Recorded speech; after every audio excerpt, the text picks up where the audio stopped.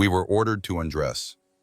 Anna Weber stood in that cold Massachusetts room, 26 years old, a nurse from Bremen who had survived 4 years of total war.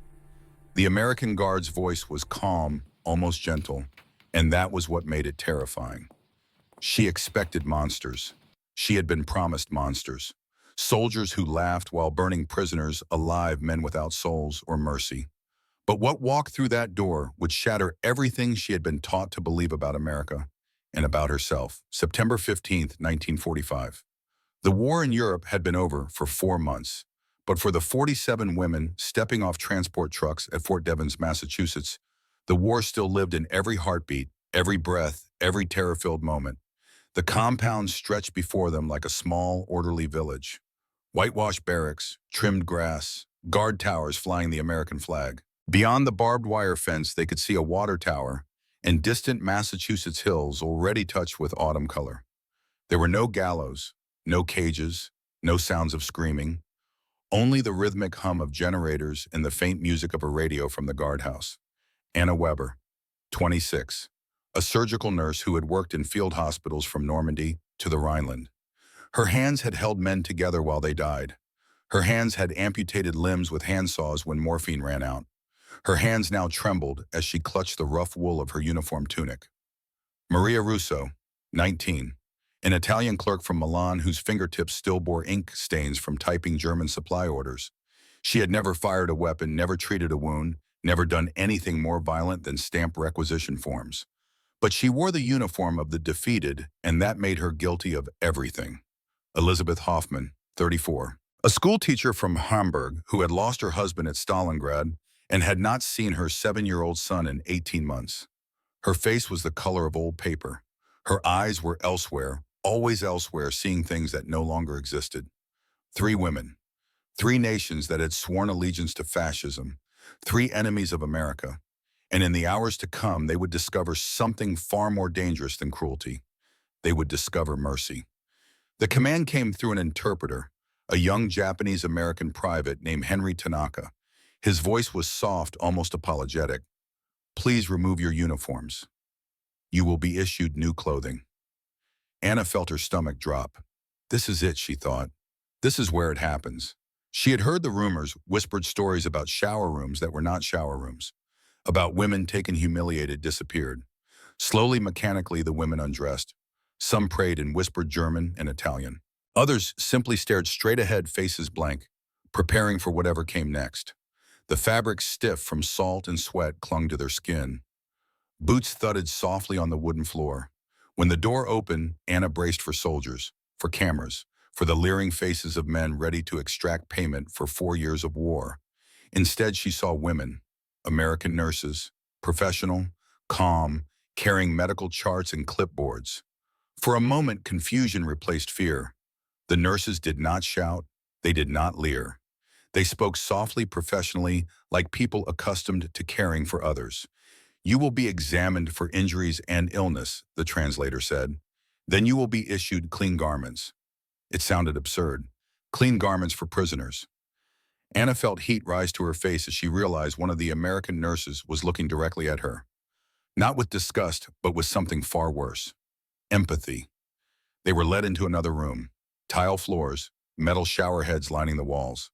Steam already coiling from the pipes. The air was warm, actually warm, not the damp cold of European autumn, but heated, controlled, intentional warmth. The women hesitated at the doorway, instinctively clutching their discarded clothes to their chests, expecting humiliation. Anna froze. Her mind screamed one word: gas. This was how it would end. They would seal the doors, turn on the valves, and the Third Reich's final prophecy would come true. The Americans were savages, after all. The water hissed to life. The water fell. Not gas. Water. And not ice-cold punishment. Hot water. Clean, endless warm water that steamed against the cold tile. The first drop hit Anna's shoulder and she nearly cried out. She flinched, expecting pain. What she got instead was warmth. Human warmth. The kind of warmth that says you matter, you are worth this, you are still alive. Around her, the others froze, uncertain. Then one woman gasped. Another laughed, a strange, hysterical laugh that sounded like sobbing. Steam filled the room, blurring faces softening everything. For the first time in years, they felt clean. Dirt ran down the drains in gray streaks. The smell of soap filled their lungs. Not the caustic lye they had used in camps, but real lavender soap, the kind that smelled like peacetime, like mothers and gardens and Sunday mornings before the world caught fire. They scrubbed until their skin turned pink, until the mirror on the far wall began to fog over completely. Somewhere outside, an American soldier was humming a tune, unaware that every note seemed to echo the collapse of an entire belief system. They had been ordered to undress. They had expected violence. Instead, they were being washed of lies. When the showers ended, silence clung to the room heavier than steam. The women stood wrapped in thin white towels, their hair wet and clinging to their faces. No one spoke. The warmth of the washer still lingered on their skin, but inside cold suspicion returned. They had been taught that nothing the enemy did was without purpose. If they were being treated well, it could only mean something worse was waiting. The American nurse spoke softly through the translator. "You will be examined by a doctor. Please wait here." The word examine sent a jolt through the group. "They're going to use us for experiments," Maria whispered in Italian. "That's what they do." Another muttered, "They'll send photographs to the newspapers to show how they humiliate us." The older ones tried to steady their breathing, but fear had its own gravity. Every rumor from the last 5 years about Allied cruelty, about vengeance, about women who disappeared came rushing back. They filed into the examination room. The space was spotless. Metal tables, white sheets, bottles of antiseptic lined in perfect rows. A faint smell of alcohol hung in the air. The American doctor was young, younger than Anna. He looked like he should still be in medical school. His name tag read Dr. Richard Chen, Chinese-American, professional, methodical. Anna watched him work with clinical detachment. As a nurse, she recognized what was happening. This was standard medical protocol, Geneva Convention requirements. They were actually being cared for. Dr. Chen examined each woman with professional precision. Checked pulse, blood pressure, examined for wounds, infections, lice. He spoke softly through the interpreter. "Any pain, any injuries?" Anna shook her head mute. The nurse assisting him, a woman in her late 20s with sad eyes, murmured numbers as she wrote. Malnutrition, dehydration, scabies scars, vitamin deficiency. Patient 23, Anna W. 42 kilograms, height 165 centimeters. Severe malnutrition, possible tuberculosis exposure. And then that nurse looked up, made eye contact with Anna. And Anna saw something in those eyes that made her throat tighten. Empathy, not pity, not contempt. Empathy, as if this American nurse, this enemy, somehow understood what Anna had endured. That nurse's name was Dorothy Sullivan. She was 28 years old, and 3 months earlier, she had buried her brother killed by German bullets on Omaha Beach. But Anna did not know that yet. All she knew was that the woman who should have hated her did not. And that was more confusing than any cruelty could have been. After the examination, they were led to another building. The floorboards actually shone. Someone had polished them recently. Windows were open, letting in September air that smelled of pine and rain. On long wooden tables sat stacks of gray cotton dresses, clean undergarments, socks still warm from the laundry. Everything neatly folded, sized, organized. Anna picked up a dress. The fabric was soft, not the rough wool of her uniform, not the scratchy linen of hospital sheets, soft cotton that did not hurt to touch. She could not remember the last time she had held something new. In Germany, by 1945, everything was recycled, patched, reworn until it fell apart. New fabric was reserved for the military, and even then it was rationed to the point of absurdity. But here's what Anna did not understand yet, the detail that would haunt her for decades. These were not gifts. This was not charity. This was procedure. Everything she had experienced so far, the hot water, the medical exam, the clean clothes, all of it was mandated by the Geneva Convention, required by American military regulations. This was not kindness, it was protocol. And when Anna finally understood that, when she realized that America's mercy was not improvised generosity, but engineered system, it would change everything she believed about power. But that realization was still weeks away. Right now, dressed in clean gray cotton, warm socks on her feet, for the first time in months, Anna Weber was about to face the most dangerous weapon in America's arsenal: breakfast. The smell hit first. Coffee. Real coffee, thick and earthy, blending with the sweet edge of bread baking, and something richer underneath. Bacon. Eggs. Food that mattered. The room was wrong. Everything about it was wrong. Long tables covered with white cloth. Actual tablecloths like a restaurant. Metal forks and spoons that caught the light. And at each place setting a plate that looked like it belonged to an officer. Not a prisoner, an officer. Oatmeal sprinkled with brown sugar. Scrambled eggs soft and yellow. Toast with butter. An orange half placed neatly beside the plate. Coffee black and steaming with a small pitcher of milk. Private Tanaka gestured to the tables. "Please," he said simply, "take a seat." Nobody moved. For a full 3 minutes, 47 women stood in that doorway staring at food they could not process, could not understand, could not trust. Anna's training kicked in. As a nurse, she had learned to assess situations clinically. The food looked real. The smell was real. "But why? Why feed prisoners like this?" Maria Russo whispered in Italian. "It's poisoned. It has to be." Elizabeth Hoffman murmured a prayer in German. The older women clutched their hands together, preparing for something, anything. "It's safe," Private Tanaka said. His voice was gentle, almost sad. "Eat." Maria moved first, 19 years old, hungry in a way that made thinking impossible. She sat, picked up her spoon with trembling hands, scooped one small bite of oatmeal. The brown sugar hit her tongue first, sweetness she had not tasted in 4 years. Then the warmth of the oatmeal, the texture, the abundance of it.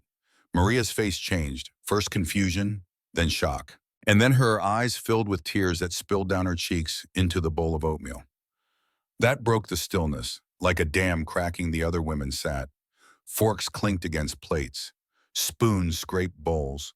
And the room filled with the sound of quiet sobbing. Anna tasted coffee for the first time in 3 years. It was bitter, strong, alive. The warmth spread through her chest, uncoiling something frozen inside her that she had not even known was there. She bit into toast. Butter melted on her tongue. Real butter, not the synthetic margarine Germany had been making since 1942. Her throat tightened. She could not swallow. Not because the food was wrong, but because it was right. An American cook, a middle-aged man with tired eyes and a stained apron, passed by Anna's table. He noticed her tears, did not say anything, just gave a small nod and kept walking. That gesture, that simple wordless acknowledgement, it hit Anna harder than any speech, any propaganda, any promise. It said, "I see you, you are human, I know you are suffering." Halfway through the meal, an American officer entered. Captain Morrison, tall, weathered, war-tired. The translator called for attention. The officer waved it off. "Let them eat," he said. His voice was matter-of-fact, almost weary. "They've had enough orders for a lifetime." Then he left. Did not make a speech. Did not demand gratitude. Just left. Gave them privacy to eat, as if privacy was a right, not a privilege. When the plates were cleared, a second course arrived. Bread and chocolate. Real chocolate wrapped in silver foil stamped with a name none of them had seen in years. Hershey. The room went silent. Completely silent. Because chocolate had vanished from Europe by 1942. It was a memory from a world that no longer existed. A ghost from peacetime. Maria picked hers up, turned it slowly in her hands like an artifact from another planet, broke off one small square, let it melt on her tongue. The sweetness was almost unbearable. Not just the taste, the meaning of it. Someone somewhere in America had made this chocolate, packaged it, shipped it across an ocean, allocated it to enemy prisoners. While around the room, women held chocolate bars and wept. Not from fear anymore, from confusion, from the terrible crushing weight of realizing that everything they had been told about America, about the enemy, about the war, might have been a lie. Anna could not eat hers. She held it in her palm, staring at the embossed letters, the neat edges, the proof that such things still existed. Dorothy Sullivan walked past, paused and quietly placed a second bar beside Anna's plate. For later, she said softly. Anna did not understand the words, but she understood the tone. She nodded, unable to speak. That night back in the barracks, the chocolate remained uneaten beside her bed. Clean sheets. That was what Anna noticed first when she entered the barracks. Clean sheets. White. Crisp, smelling faintly of soap and sun. The bunks had actual mattresses. Not straw pallets, not wooden boards, but mattresses with springs that gave way under weight. Pillows. Blankets that were not crawling with lice. Anna sat on her bunk, still holding that chocolate bar. She had not eaten it yet. Could not. Because eating it would mean accepting it, and accepting it would mean acknowledging that the enemy was treating her better than her own government had. Down the aisle, Maria whispered to Elizabeth. Anna caught fragments. Fattening us up. They'll use us for something. Medical experiments, propaganda. The theories spread like fever. This is psychological warfare. They're softening us to extract information. They're going to parade us in front of cameras to show how generous America is. This kindness is a weapon. And here is the terrible truth. They were right. It was a weapon, just not the kind they feared. Anna lay awake long after the lights went out. The light in the corridor flickered softly, casting bars of shadow across the floor. She could hear a radio playing somewhere outside, a man's voice singing in English, low and slow. The melody sounded like sorrow disguised as joy. She turned over, pulling the blanket to her chin, and wondered why her heart was pounding, even though nothing had happened. Maybe that was the cruelest part of all. They had been prepared for pain, for hatred, for death, but not for kindness, not for the unbearable tension of waiting for violence that never came. By dawn, she realized something terrifying. Fear was no longer protecting her. It was consuming her. Morning came wrapped in fog. A bell rang somewhere outside, steady and calm. Not the metallic shriek of alarms they were used to, but something almost gentle, like the beginning of a workday. The women rose slowly, their bodies stiff from months of malnutrition, their minds still anchored in suspicion. They dressed in the gray cotton uniforms given the night before. Plain, practical, clean. The fabric smelled faintly of soap. It felt like wearing someone else's life. They were assembled in a courtyard lined with gravel paths and white-painted posts. The fog clung to the ground, making the camp seem suspended between worlds. American guards stood nearby, rifles slung casually across their shoulders, their faces impassive but not hostile. When the translator arrived, he gestured toward a long building at the edge of the compound. Breakfast, he said simply. The word landed awkwardly in the air. Breakfast. Real breakfast. No one moved at first. The last meal they had before capture had been hard biscuits and bitter coffee substitute. Food in captivity usually meant humiliation. Slop thrown into tin bowls, the faint taste of rust and resentment. But when the doors opened, a wave of warmth and scent poured out. The smell of coffee mingled with bread and bacon. It was overwhelming, almost offensive in its abundance. 3 weeks passed. Anna was assigned to the infirmary. Medical duties, organizing supplies, assisting with examinations, translating symptoms from German prisoners who could not speak English. The supply shelves were lined with boxes labeled in block letters. Medical supplies, sanitizer, cotton, gauze. Every object was identical, standardized, efficient. The nurses used them methodically, almost reverently, as if cleanliness itself were an act of faith. Every week, shipments arrived from the nearest depot. Trucks filled with crates of food, linens, soap, writing paper, medicine. It was not generosity, it was procedure. That made it even more powerful.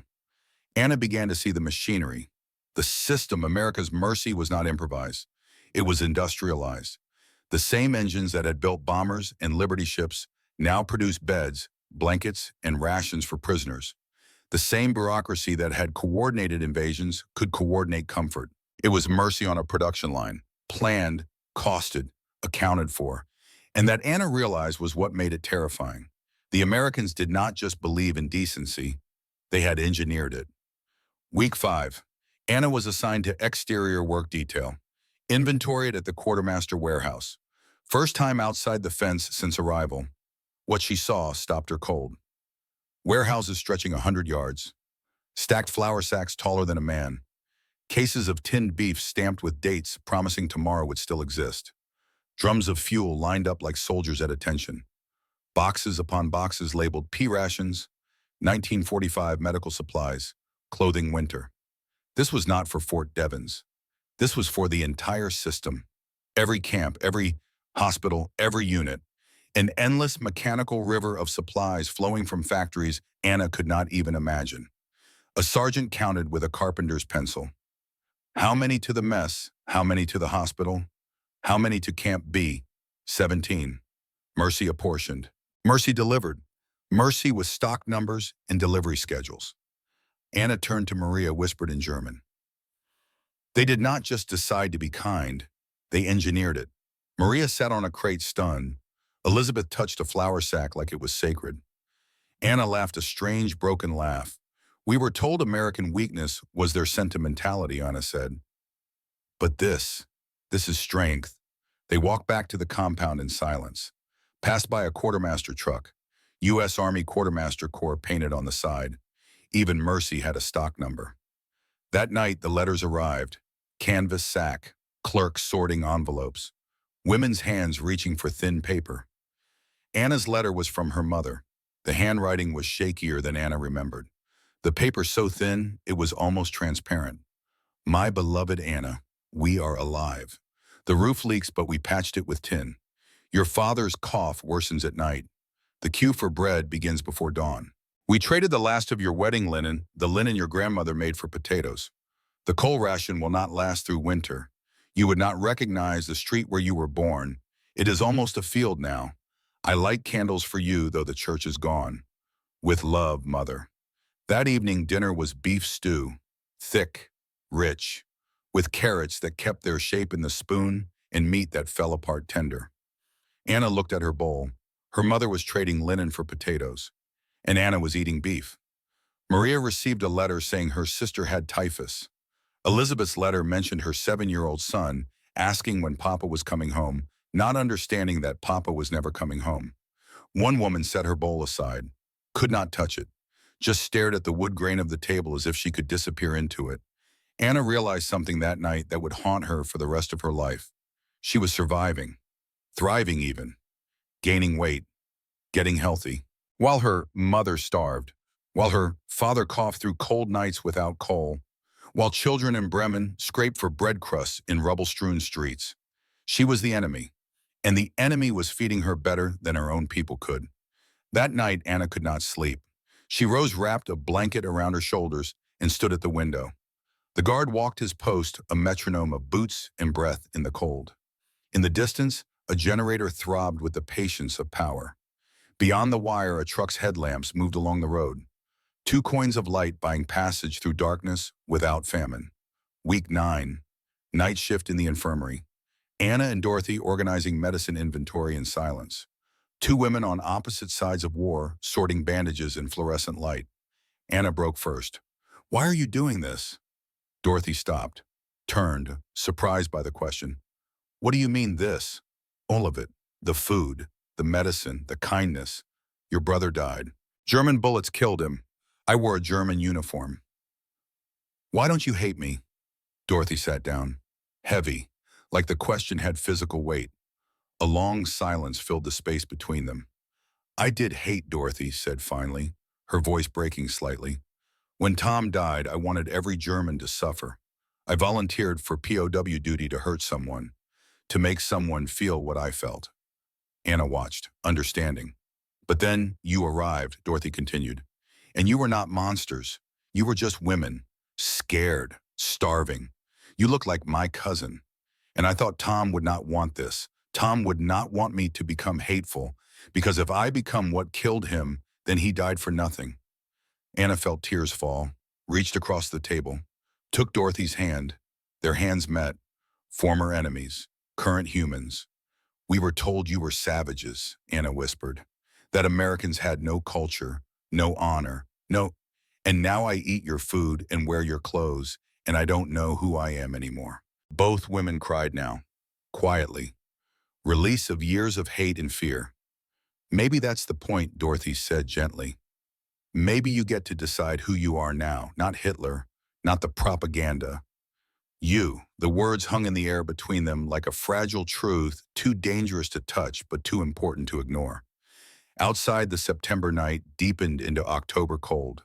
Inside Fort Devens, in a small infirmary lit by fluorescent tubes, 2 women from opposite sides of the deadliest war in human history held hands across a table, and discovered that the real weapon was not bullets or bombs. It was the terrifying possibility that your enemy might be right. Week 7 arrived with the first frost of October. The Massachusetts mornings turned sharp, the kind of cold that reminded the European prisoners of home. But home was not a comfort anymore. Home was a wound that refused to heal.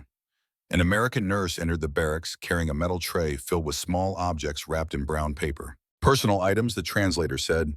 You may take one each. The women exchanged wary looks as they approached. Inside the paper, they found a wooden comb, a small hand towel, and astonishingly a mirror no larger than a postcard. For a moment, no one moved. The mirrors caught the morning light, scattering fragments of brightness across the room. Then one by one, the women lifted them. The sound that followed was not words, it was breath. Soft, startled, disbelieving. Anna raised her mirror slowly. The reflection that stared back at her was someone she barely recognized. Her face was clean, her skin no longer gray with dirt. Her hair, freshly washed, had color again, a dull gold catching the light.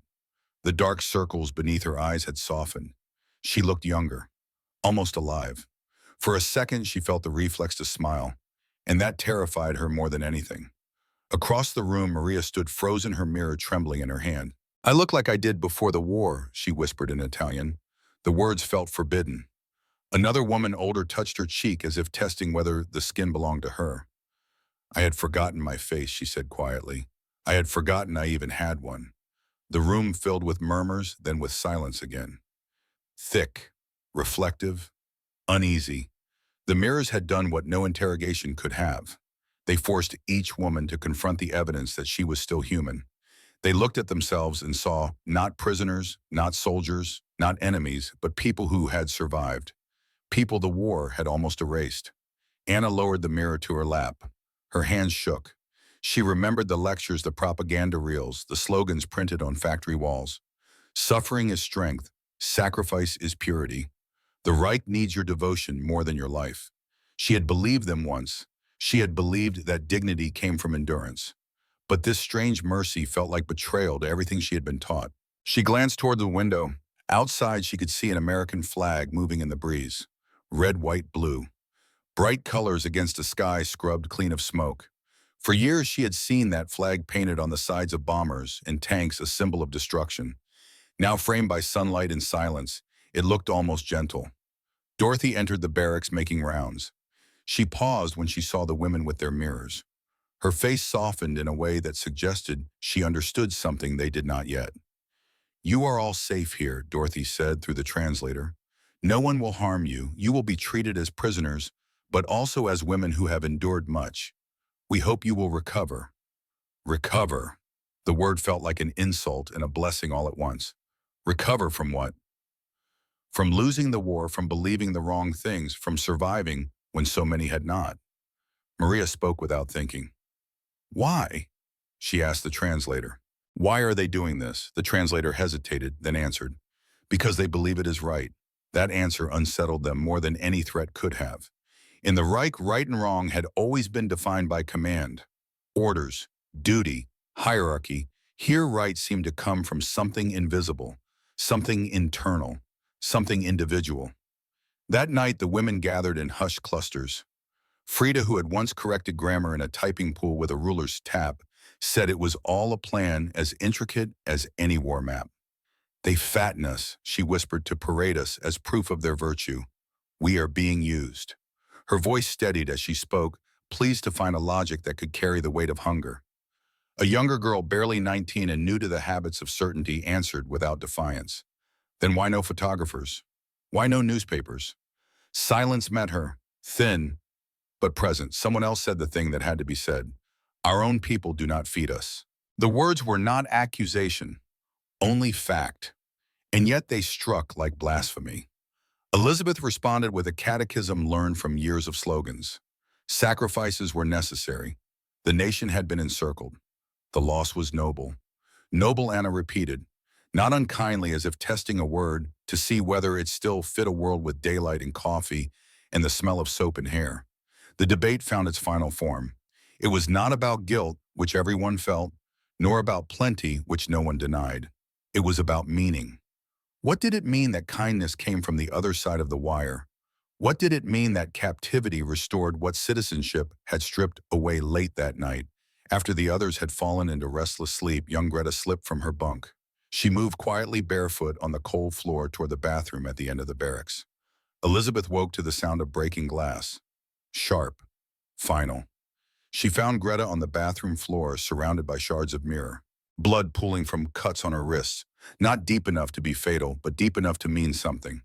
Greta was crying, hysterical words tumbling out in Italian and German mixed together. I do not deserve to look human. My brother starved while I eat chocolate. I am a traitor. I am alive and he is dead. Elizabeth pressed towels against the wounds, shouting for help. Dorothy arrived within seconds, medical bag already in hand.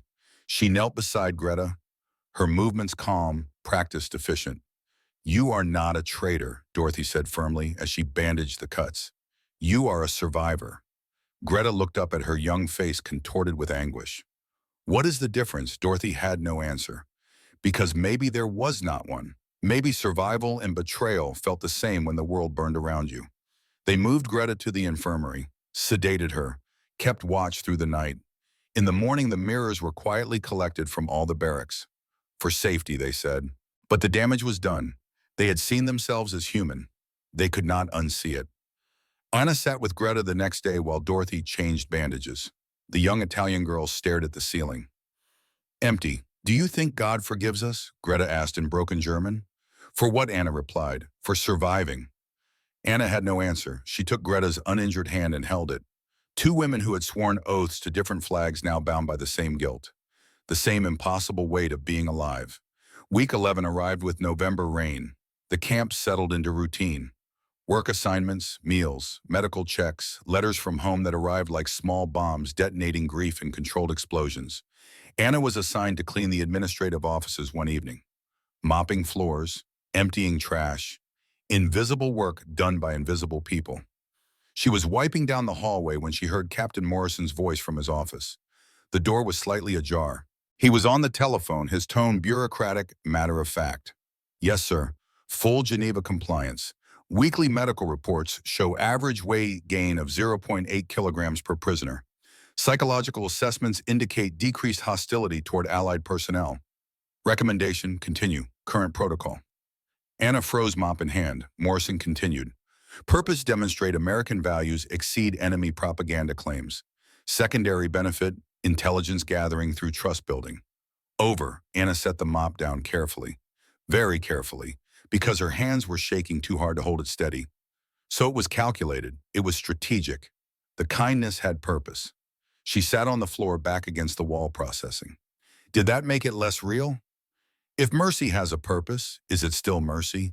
If kindness achieves a goal, is it still kind?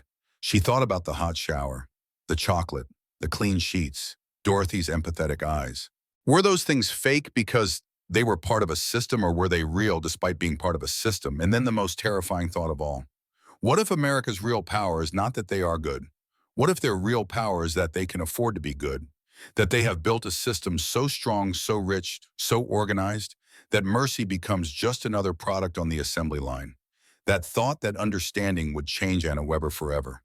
She finished mopping in silence, returned the bucket to storage, said nothing to anyone. But that night in her journal, she wrote in pencil so faint it would fade by spring. They did not defeat us with explosions. They defeated us with delivery schedules. December arrived cold and bright. The Americans decorated for Christmas. Paper chains in the dining hall. A small pine tree in the corner. They mixed the colors, Allied and Axis, red, white, blue alongside Italian green, white, red, and German black, red, gold. As if nations could be woven together like ribbon. December 25th, Christmas Day. The prisoners were invited, not ordered to a special meal. When the dining hall doors opened, the sight stopped them cold. Turkey, real turkey, roasted, golden steam rising from carved slices, mashed potatoes, cranberry sauce the color of garnets, stuffing, green beans, rolls with butter. And for dessert, pumpkin pie topped with fresh cream. It was a feast. The kind of feast none of these women had seen since before the war. Since peacetime. Since the world made sense. A chaplain stood and said blessings in English, German, and Italian. For those who have and those who have not. For those who mourn and those who hope. For peace on earth, goodwill toward all. The words felt like mockery and prayer all at once. They sat. They filled their plates. The body demands survival even when the mind cannot justify it. Forks lifted, mouths chewed. Tears began. One by one, forks were set down. Maria stood abruptly. Her chair scraped loud against the floor. Basta, she cried. Enough. My mother has typhus and eats nothing. We sit here with turkey. We are traitors. Room erupted. Not in violence, in grief. Elizabeth stood. My son asked for bread. Just bread. And I send him nothing. Another woman, voice breaking. We eat while our people starve. How is this right? The sobs filled the hall. Some women threw down their forks. Others clutched their plates, torn between hunger and shame. The Americans stood back, uncertain, not knowing whether to intervene. Captain Morrison rose. He raised his hand for silence. They did not sit. Kept crying. He tried again, his voice firm but not harsh. You are not traitors. You are prisoners of war. You did not choose captivity. We feed you because our laws demand it, because our values require it. He paused, letting the words settle. You want to help your families, then survive. Survive and go home and rebuild. Dead martyrs do not rebuild nations. Living women do. The logic was cold, but it was sound. Slowly, so slowly they sat. Anna first, then Maria, then all of them. They ate through tears, tasted turkey that felt like both salvation and sin, swallowed food that nourished the body but wounded the soul. After the meal, Dorothy approached Anna with a small package wrapped in brown paper. For your mother, she said softly, when you go home. Anna unwrapped it carefully. Inside were tins of cocoa powder, sugar coffee, Red Cross parcels stamped with official seals. Anna held the package, unable to speak. It was the first gift she had accepted without guilt. The first acknowledgement that maybe survival was not betrayal. Thank you, Anna whispered in broken English. Dorothy squeezed her hand. You are going to be okay. All of you. I promise. It was a promise Dorothy had no authority to make. But Anna believed her anyway. That night, as the camp settled into post-Christmas quiet, Private Henry Tanaka walked his perimeter rounds. The December cold bit the nurse's uniform, but he did not mind. The cold was honest. It did not pretend to be anything other than what it was. He thought about the women in the barracks, their tears at dinner, their guilt, their confusion. He understood. Henry Tanaka was born in California, American citizen. His parents ran a grocery store in San Francisco. December 7th, 1941. Pearl Harbor was bombed. 2 months later, Executive Order 9066 forced 120,000 Japanese Americans into internment camps. Henry's family lost everything. The store, their house, their dignity. They spent 3 years at Manzanar. American citizens imprisoned without trial, without charges, just for having Japanese ancestry. Barbed wire, guard towers, tar paper barracks, the same architecture of control that now housed enemy prisoners. Except the enemy prisoners at Fort Devens were treated better than Henry's parents had been. The irony was not lost on him. In 1943, the U.S. government started recruiting Japanese American soldiers. Prove your loyalty, they said. Fight for the country that imprisoned you. Henry enlisted, not because he forgave America, because he wanted to prove that he was better than the country that doubted him. So in 1945, when he stood in the Fort Devens processing room translating for German POWs who were being treated with dignity and care, the contradictions were almost unbearable. He had written to his father in November. The letter was careful, measured, trying to make sense of the impossible. Pop, you will not believe this. The German prisoners here eat better than we did at Manzanar. They have real beds, hot showers, medical care, everything we were denied. And I am helping them. I am the one making sure they are comfortable. I do not know if I am angry about that or proud. Because maybe treating enemies well is what makes us American, even when America did not treat us well. His father had not replied. Perhaps there was nothing to say. Perhaps silence was the only honest response to injustice dressed as justice. Henry completed his rounds and returned to the guardhouse. Inside, other soldiers were playing cards, smoking cigarettes, listening to the radio. Glenn Miller. Benny Goodman. The sound of a nation trying to remember what peace felt like. Henry sat in the corner writing another letter he would probably never send, trying to explain the unexplainable. How do you tell someone that mercy can be a weapon, that kindness can break what cruelty cannot, that the most devastating defeat is not death, but the realization that your enemy was right all along? In the barracks, Anna lay awake. The Christmas turkey sat heavy in her stomach, not from overeating, but from meaning. Each bite had been a small betrayal. Each swallow an admission that she was choosing survival over solidarity. She turned over, pulled the thin blanket to her chin. Around her, other women breathed in the rhythm of restless sleep. Some cried softly. Others prayed in whispered German and Italian, the languages of the defeated.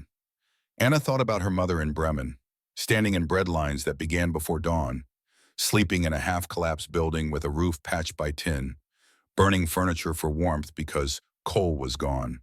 And here Anna lay in a heated barracks on a real mattress with a full stomach. The guilt was physical.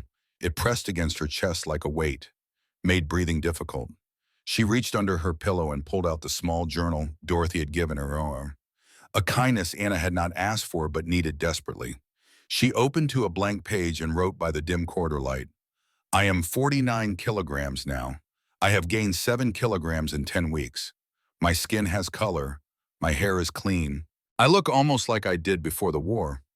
She paused, pencil hovering over paper. "And I hate myself for it." She closed the journal, slid it back under the pillow, stared at the ceiling until the winter dawn turned the barracks gray. Morning came with the usual bell, 6:30, gentle, punctual, the sound of a system that functioned without cruelty because it did not need cruelty to maintain order. The women rose, dressed, assembled for breakfast. The routine was familiar now, almost comfortable, and that comfort was the most dangerous thing of all, because comfort meant acceptance, and acceptance meant surrender, not to the Americans, but to the truth, that their own nation had failed them, that the enemy had succeeded where the fatherland could not. Anna sat at breakfast looking at her oatmeal, brown sugar, milk, warmth, abundance. Across the table, Maria stared at her plate with empty eyes. Elizabeth picked at her food, mechanical, distant. They were all ghosts now. Alive but not living, fed but not nourished, safe but not free. Dorothy passed through the dining hall, checking on the women. She paused at Anna's table, concerned. "Are you all right?" she asked. Anna looked up, met Dorothy's eyes, saw genuine worry there, and that made everything worse. "I do not know how to be all right anymore," Anna said quietly in halting English. Dorothy sat down across from her, uninvited but welcome. She folded her hands on the table, choosing her words carefully. "You are carrying weight that is not yours to carry," she said. "You did not start this war. You did not choose to be captured. You are not responsible for what is happening in Germany." Anna shook her head. "But I am German. Their suffering is my suffering." Dorothy leaned forward. "Then suffer by surviving. Suffer by going home. Suffer by rebuilding. That is the only suffering that matters now." The words were hard, but they were true. Anna nodded slowly. She picked up her spoon, took a bite of oatmeal. It tasted like compromise, like surrender, like the first small step toward accepting that the world had changed and she had to change with it. That afternoon, Anna returned to the infirmary for her shift. The work was simple: organizing supplies, recording inventory, assisting with minor treatments. It kept her hands busy and her mind quiet. Dorothy was filing medical reports when Anna entered. They worked in companionable silence for a while. Two women who should have been enemies, now colleagues, perhaps even friends. "Dorothy," Anna said finally, "can I ask you something?" "Of course." "When the war ended, were you happy?" Dorothy stopped writing, set down her pen, considered the question with the seriousness it deserved. "I was relieved," she said, "but not happy, because Tom was still dead, and all the other brothers and sons and husbands were still dead. Winning did not bring them back." Anna nodded. "In Germany, we are told we lost because we were betrayed, because the homeland was weak, because we did not sacrifice enough." Dorothy met her eyes. "Do you believe that?" Anna was quiet for a long moment. "No," she said finally. "I think we lost because we were wrong, and America won because they were strong enough to be right.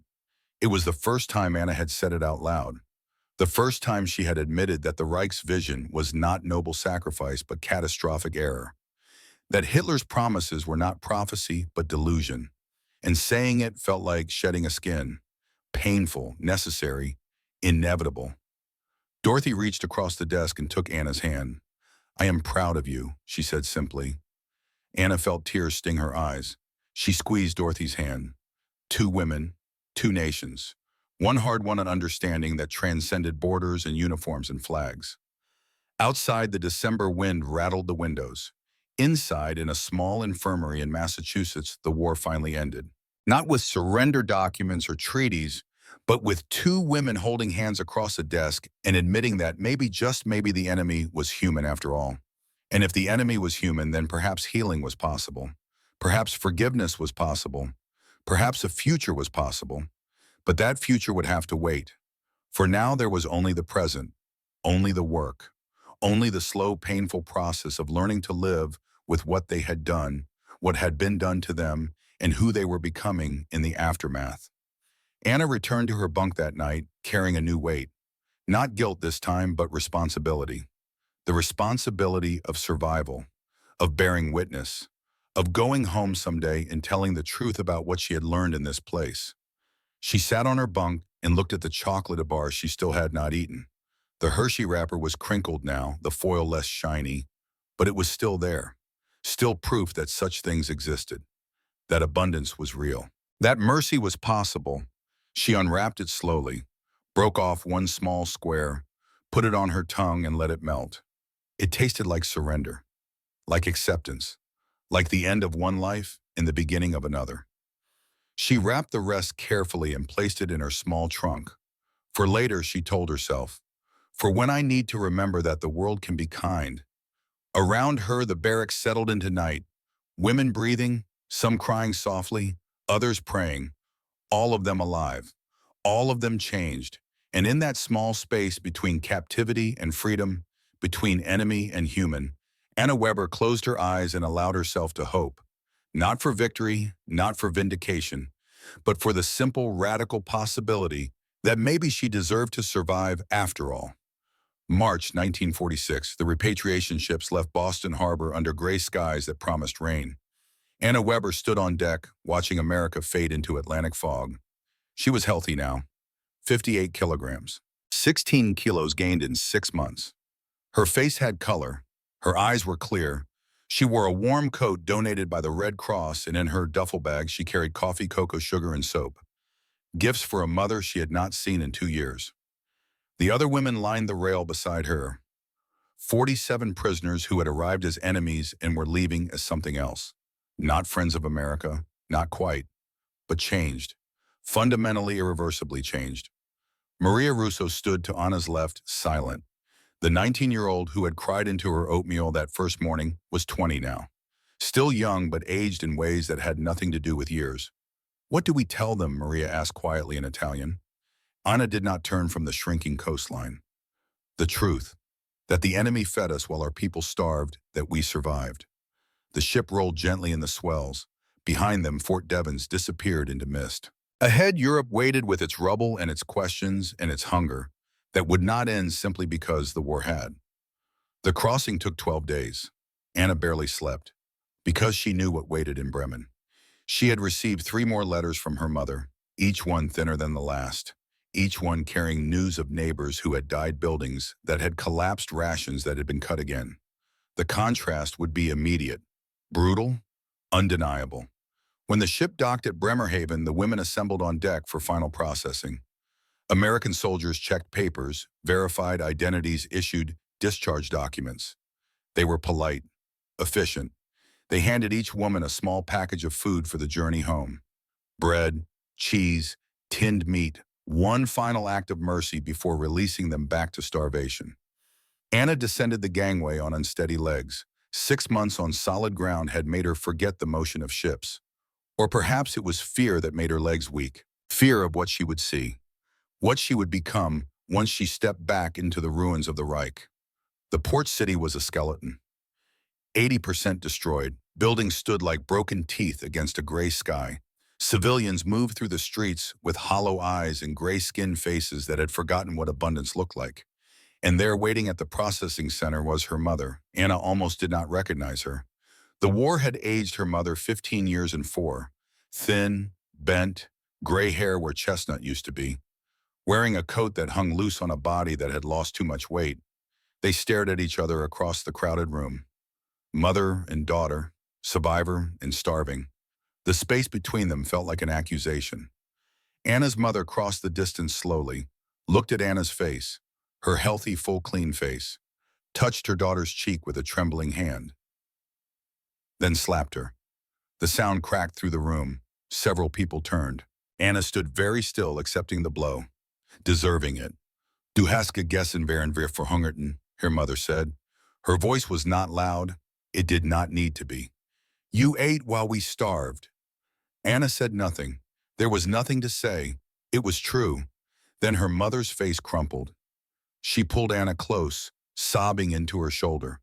But you are alive. My daughter is alive. They held each other in the middle of that processing center. Two women trying to bridge a gap that felt unbridgeable. Between captivity and freedom. Between abundance and starvation. Between the daughter who had survived and the mother who had not been allowed to. The walk through Bremen was a descent into hell. Anna's childhood street was indeed almost a field now.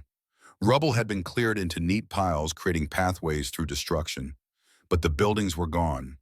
The church was gone. The school was a half-collapsed shell. Her own apartment building stood like a broken promise, one wall missing, entirely exposing rooms to the weather, like a dollhouse torn open. Neighbors stared as Anna passed. They saw her healthy face, her warm coat, her duffel bag of supplies. They whispered, Amerikaner Freund, American friend, collaborator, traitor. Anna walked with her head up. Let them whisper. She knew what she carried in that bag. Coffee that might keep her father alive through winter. Cocoa that might give her mother strength. Soap that might restore some small dignity. She had survived. She would not apologize for it. Her mother led her to a building 3 streets over. They lived on the 2nd floor now in 2 rooms that had been an accountant's office before the war. The windows were covered with cardboard. The heating did not work. Water had to be carried from a pump 2 blocks away. Her father sat in a chair by the cold stove. He looked up when Anna entered, and his eyes filled with tears. He did not speak. His cough her mother had written had worsened. Now Anna understood. It was tuberculosis. Advanced, untreated, likely fatal. Anna knelt beside his chair, took his hand. It was all bone and papery skin. I brought medicine, she said, and food. You are going to get better. Her father smiled. It was a sad smile, the smile of a man who knows he is dying but loves his daughter too much to say so. That night, Anna made coffee, real coffee. The smell filled the tiny apartment, and neighbors gathered at the door drawn by a scent most had not encountered in years. Anna's mother invited them in, shared the coffee in small cups, watched as grown men and women cried over the taste of something they thought they would never experience again. This is what the Americans gave you, one neighbor asked, voice sharp with resentment. Yes, Anna said simply. And you took it? Yes. The neighbor spat on the floor and left. Others followed, but a few stayed, drank their coffee in silence, asked no questions. Perhaps they understood. Perhaps they too were tired of judging survival. Anna stayed in Bremen for 3 months, nursed her father as best she could with limited medicine, helped her mother navigate the ration system, stood in bread lines that began before dawn and often ended with nothing. And she made a decision. She would not stay. She could not. Because staying meant accepting that this was all that remained, that survival meant slow starvation in the ruins of a failed state. There was another option. The American occupation forces were hiring nurses, translators, administrators, people who could bridge the gap between the occupiers and the occupied. The pay was in American dollars and came with access to the PX, the post exchange where American goods were sold. Coffee, chocolate, soap, medicine. Her mother begged her not to. Do you want the neighbors to be right? Do you want them to call you collaborator? Anna looked at her father wasting away in his chair. Looked at her mother, gray and exhausted. looked at the cardboard covering the windows and the empty stove and the future that held nothing but more hunger. "I want to survive," Anna said, "and I want you to survive. If that makes me a collaborator, then I am a collaborator." She applied for a position at the American Military Hospital in Hamburg. Her nursing credentials were solid. Her English learned during 6 months at Fort Devens was functional. She was hired within a week. The neighbors stopped speaking to her entirely after that. Hamburg, 1947. The American Military Hospital was a different world. Clean, organized, stocked with supplies that seemed inexhaustible. Anna worked in the surgical ward assisting American doctors translating for German patients who came through the occupation medical system. She saw the machinery up close now.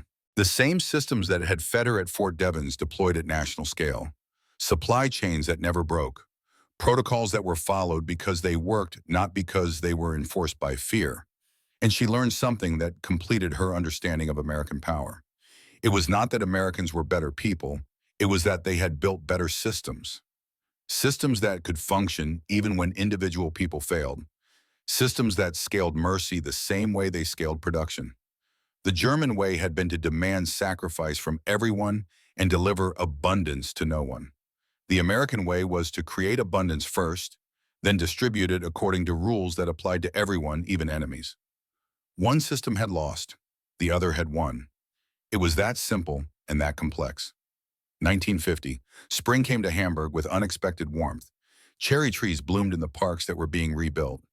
The city was still scarred, but life was returning, slowly, stubbornly. Anna was at the nursing station when she heard a familiar voice speaking English in the corridor. She looked up. Dorothy Sullivan walked through the door, older now, married judging by the ring on her finger, but unmistakably Dorothy. The same sad eyes, the same careful kindness. They stared at each other across 5 years in an ocean of change. "Anna," Dorothy said, uncertain, hoping. "Dorothy," Anna replied. They embraced. Former enemy, current friend. 5 years of transformation compressed into a single moment of recognition. Dorothy had married Dr. William Hayes, the chief of surgery. They had been transferred to Hamburg to help establish the occupation medical system. She would be working at the same hospital, in the same ward, with Anna. They sat in the hospital cafeteria drinking terrible German ersatz coffee and laughing about how far it was from Fort Devens' real coffee. "Do you remember that night?" Anna asked. When I asked why, Dorothy nodded. "Every day." "I understand now," Anna said carefully. "You were not trying to break us. You were trying to show us what we had lost, what we gave up when we followed Hitler. You showed us that civilization, real civilization, takes care of people, even enemies." Dorothy was quiet for a long moment. "I was angry when they sent me to Devens. I wanted to hurt someone for Tom. But you, all of you, you taught me something too. That the war was not between good and evil. It was between systems. One that could feed people, one that could not." They sat in silence, two women who had learned the same lesson from opposite sides of history. The years passed. Anna worked, saved money, sent what she could to her parents in Bremen. Her father died in 1952, tuberculosis finally claiming what the war had started. Her mother followed in 1950, malnutrition, the death certificate said. But Anna knew it was grief. She was alone now. No family, no homeland that wanted her. Just work and the strange half-life of someone caught between two worlds. 1963, Anna opened a small clinic in Bremen. The city had rebuilt enough that there were neighborhoods again, not just rubble fields. She rented 2 rooms on the ground floor of a new building and hung a sign. Anna Weber, registered nurse. General practice. The clinic served the working-class neighborhood where she had grown up. Many were still struggling 18 years after the war's end. She charged what people could pay. Sometimes that was money. Sometimes bread. Sometimes nothing. It did not matter. The work mattered. Behind her desk in a simple wooden frame, she hung a piece of brown paper, yellowed with age, fragile, precious. The Hershey wrapper from her first breakfast at Fort Devens. Patients asked about it. Some understood, some did not. Some older Germans called her Amerikanerfreund and left finding other doctors. But most stayed, because good medical care was rare and Anna was very good. When people asked about the wrapper, she always gave the same answer. It is a reminder that mercy can be organized, That kindness is not just emotion, it is engineering. The Americans did not defeat us with bombs. They defeated us by proving their system worked better than ours. Some patients nodded, others frowned, but the wrapper stayed on the wall, a small, persistent testimony to a truth Anna would not let die. 1965, Maria visited from Ohio. She had married an American engineer after the occupation ended, David Chen, Chinese-American, who had fought in the Pacific. They had two daughters who spoke English and Italian, but struggled with German. They sat in Anna's small apartment drinking real coffee now because Germany had recovered enough that coffee was available again. Not abundant, but available. "Do you ever regret surviving?" Maria asked. Anna considered the question with the care it deserved. "Every day," she said, "and never." Maria nodded. Her daughters had asked about the camp, about the war. Maria had told them the first thing they did was make us clean. That is how they conquered us, with decency. The daughters had not understood. How could they? They had never been hungry, never been cold, never watched their world collapse and been forced to rebuild it one choice at a time. "Some things cannot be explained," Anna said. "Only felt, and maybe that is mercy too." They finished their coffee. Maria and her family returned to Ohio. Anna returned to her clinic, and the years continued their steady accumulation. Elizabeth Hoffman taught high school in Hamburg from 1955 to 1980, German literature and history. She never remarried after her husband's death, never saw her son again who had been taken by his paternal grandparents and raised to forget his mother who had served the Reich. But she taught, because teaching was her way of paying the debt she felt she owed to the future. Above her blackboard, she wrote the same sentence every morning in chalk. "Gnade ist keine Schwäche, sie ist Disziplin." Mercy is not weakness, it is discipline. When students asked about the war, she did not talk about battles. She talked about Fort Devens, about the shower, about the oatmeal, about learning that the enemy was more civilized than the government she had served. She taught because she had to. Each student was her apology to the world. She could not undo the past, but she could prevent the future from repeating it. 1987, the Bremen Historical Society organized an oral history project, Women's Experience of World War II. They gathered survivors, recorded interviews, preserved memories before the generation that had lived through hell faded entirely. Anna Weber was 68, Maria Chen was 61, Elizabeth Hoffman was 76. 8 other Fort Devens survivors came. They sat in a circle of chairs beneath bright studio lights, hands trembling more from time than emotion. The interviewer was a young German historian, born after the war, too young to remember hunger, too young to understand guilt that lasted decades. "What do you remember most?" she asked. No one mentioned fear. No one spoke of surrender. They spoke of the shower, the chocolate, the small gestures of kindness that had shattered their understanding of who the enemy was. Anna spoke of the first shower.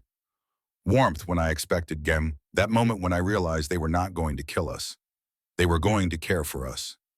Maria spoke of chocolate, real chocolate. "I held it and cried for an hour. Not because I was happy, because I was confused. Why waste chocolate on enemies?" Elizabeth spoke of the American cook. He did not speak, just gave a small nod. "That gesture said, you are human. I see you, you matter." One woman, Frida, spoke of guilt. "The day I realized I was gaining weight and my mother was starving. That was the worst day of captivity. Not the arrival, not the fear, the guilt." The room was silent after that, heavy with memories that refused to lighten even after 42 years. The interviewer shifted in her chair, asked the question everyone was thinking. "Do you forgive them?" The Americans, Anna smiled, faint, sad, full of accumulated wisdom. Forgiveness is for equals, for people on the same level." "We learned something harder. We learned that they were right." The interviewer looked confused. "Right about what?" "About everything," Anna said. "That feeding people is stronger than starving them, that systems of care outlast systems of cruelty, that mercy when scaled becomes unstoppable." Elizabeth added her voice. "They defeated us with abundance, rebuilt us with mercy. Perhaps that is what victory really means. Not to destroy your enemy, but to make her see herself in your mirror, to show her what she lost by choosing the wrong side." Maria spoke last. "My daughters asked Mama, were the Americans the good guys? I said no. There are no good guys in war, but there are systems that work and systems that do not. We serve the one that did not. The interview ended. The women went home to their separate lives, but the recording remained. Voices preserved on magnetic tape. Testimony that would outlive memory. Anna Weber died in 1999, 80 years old. Pneumonia quick and merciful. She died in her small apartment in Bremen, surrounded by her niece, former patients, and Dorothy Sullivan Hayes, who had flown from Boston when she heard Anna was ill. Dorothy held Anna's hand as she faded. "You were right," Dorothy whispered. "About all of it. You understood what we were doing better than we did." Anna smiled, too weak to speak, but the smile said enough. After Anna died, her niece sorted through her belongings, found 3 items in the drawer of her bedside table. 3 objects Anna had kept for 54 years. A journal, pages brittle with age, but every word still legible. 54 years of reflection on how mercy defeated ideology. A chocolate wrapper, faded, fragile, preserved behind glass. The first gift from the enemy that had become a teacher. And a mirror, small, tarnished edges, but glass still clear. On the back of the mirror, Anna had etched words with a pen, faint but readable under the right light. Amerika gewann nicht durch Kugeln, sondern durch Produktion, Fülle und Gnade. America won not by bullets, but by production, abundance, and mercy. The niece donated all 3 items to the United States Holocaust Memorial Museum in Washington. They arrived in a carefully packed box, accompanied by a letter explaining their significance. Today they sit in a display case. Exhibit titled POW Experiences, American Camps, 1945 to 1946. The placard reads, "These objects belong to Anna Weber, German POW at Fort Devens, Massachusetts." The mirror issued September 1945, kept until death, 1999. The chocolate Hershey bar wrapper, first meal in captivity. The journal, 54 years of reflection on how mercy defeated ideology. Weber became a nurse in American occupation hospitals, later opened a clinic in Bremen, serving 40,000 patients. Her legacy proving that systems of care outlast systems of war. Visitors stop, read the placard, look at the objects. A 17-year-old American student asks her teacher, "Why is a mirror important?"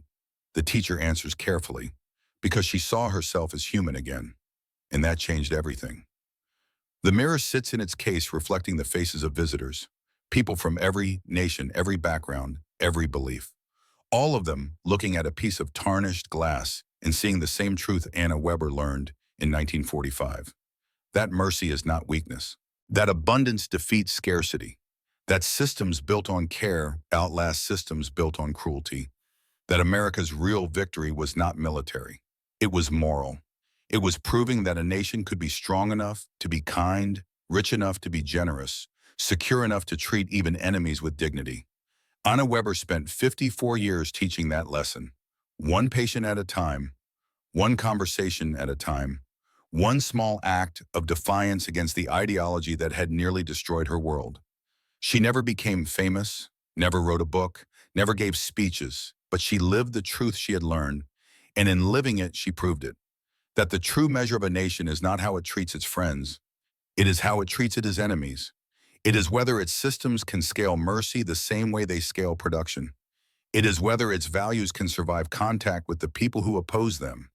In 1945, America chose to feed its enemies, to clothe them, to care for them. Not because it was easy or popular or even understood by many who did it, but because the system demanded it, because the values required it, because engineering mercy into the foundation of a society makes that society stronger than any weapon ever could. Anna learned that in a cold Massachusetts room in September 1945, learned it through hot water and chocolate and clean sheets in a mirror that showed her she was still human. And she spent the rest of her life proving that the lesson was worth learning, that survival was not betrayal, that accepting help from former enemies was not weakness, that rebuilding required acknowledging which system had been right. The mirror in the museum catches afternoon light, throws reflections across the room. Visitors see their own faces looking back, see themselves in a piece of history that refuses to stay in the past. Because the question Anna asked in that Fort Devens infirmary in 1945 is still being asked today. Why are you doing this? Why treat enemies with kindness? Why waste resources on people who opposed you? And the answer, Dorothy gave the answer that defeated fascism more surely than any bomb still echoes. Because it is right, not because it is easy, not because it guarantees gratitude, not because it will be understood or appreciated or even remembered, but because building systems that care for people, even enemies, is what separates civilization from barbarism. Because mercy, when engineered into the foundation of a society, becomes its greatest strength. Because in the end, America did not win World War II with superior firepower. It won with superior systems, with logistics that could deliver abundance, with values that could survive implementation at scale, with a radical belief that human dignity was not conditional on nationality or allegiance or victory. Anna Weber understood that, carried that understanding through 54 years of life in the ruins and the rebuilding, never forgot the lesson learned in captivity, never stopped teaching it to anyone who would listen. Her mirror sits in Washington. Her chocolate wrapper yellows further with each passing year. Her journal pages grow more fragile, but the truth they represent remains solid. That mercy can be manufactured, that kindness can be systematized, that the greatest weapon is not the one that destroys, but the one that builds, and that sometimes the most devastating victory is simply proving to your enemy that you were right all along, not through force, not through conquest, but through the simple radical act of treating them like human beings worthy of care. That is what Anna Weber learned. That is what she taught. And that is what her mirror still reflects for anyone willing to look closely enough to see.